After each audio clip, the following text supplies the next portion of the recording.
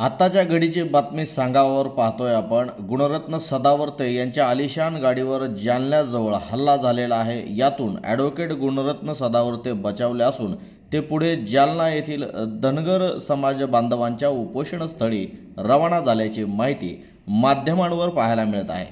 संबंधित घडलेली घटना अशी की ॲडव्होकेट गुणरत्न सदावर्ते हे जालना येथील धनगर समाज बांधवांच्या उपोषणस्थळाला भेट देणार होते।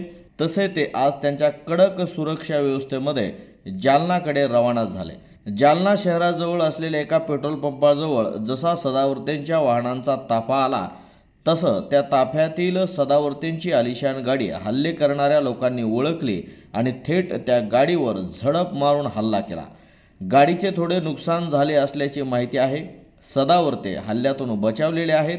सदावर्तेंच्या विरोधात संतप्त झालेल्या मराठा बांधवांनी हल्ला केल्याची माहिती समोर येत आहे।